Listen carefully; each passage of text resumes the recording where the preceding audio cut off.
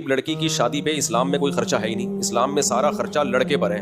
ولیمے کا خرچہ، مہر کا خرچہ. لڑکی پر تو ایک دھیلے کا خرچہ نہیں ہے. میں نے اپنی جب بیٹی کی شادی کی تھی میرا تو 1 روپیہ بھی خرچ نہیں ہوا، حالانکہ میرے پاس پیسے بہت تھے. اور کمال ہے ان دنوں میں نے اپنے گھر کے لیے فرنیچر خریدا. لوگ سمجھ رہے تھے بیٹی کے لیے جہیز خریدنے ہیں. میں نے کہا بھائی میں اپنی بیگم کے لیے جہیز خرید رہا ہوں، کیونکہ جب میری شادی ہوئی تھی اس میں بہت غریب تھا، تو بیگم کو ڈھنگ کا فرنیچر بھی نہیں دیا تھا. میں نے 2 کمروں کا ایک گھر لیا تھا کرائے پہ، 2500 کرایہ تھا اس کا، اور غریب آباد سے پرانا فرنیچر لے کے ڈال دیا تھا. میں نے کہا فی الحال گزارا کرو. تو پھر جب میری بچی کی شادی تھی تو مجھے خیال ہوا کہ اب اللہ نے مجھے گنجائش دی ہے تو میں اپنی گھر والوں کے لیے اچھا فرنیچر اب لے لیتا ہوں، کیونکہ ظاہر ہے شادی ہے تو وہ آئیں گے تو نا، لوگ گھر میں مہمان آئیں گے. تو اب میں اس وقت میں نے فرنیچر خریدا اپنے گھر والوں، اچھا فرنیچر خریدا. لوگ سمجھ رہے تھے میں بچی کے لیے جہیز خرید رہا ہوں. میں کہا نہیں بھائی، ہمیں جو بچی کے لیے سسرال ملا ہے وہ بھی خاندانی ہے الحمدللہ، وہ 1 روپے بھی جہیز نہیں لیتے. اور میں نے ان کو بھی بتا دیا میرے پاس پیسہ ہے الحمدللہ، جب میں اپنی گھر والی کے لیے لے سکتا ہوں تو بچی کے لیے نہیں لے سکتا، لیکن لوں گا نہیں. میں اس رسم کو ختم کرنا ہے، یہ جہیز کی رسم. اتنا کنڈیم کرو اس جہیز کی رسم کو، اتنی حوصلہ شکنی کرو کہ جو جہیز دے رہا ہو لے رہا ہو لوگ اس کو لعنتیں دیں، ابے بے غیرت، ابے بے شرم.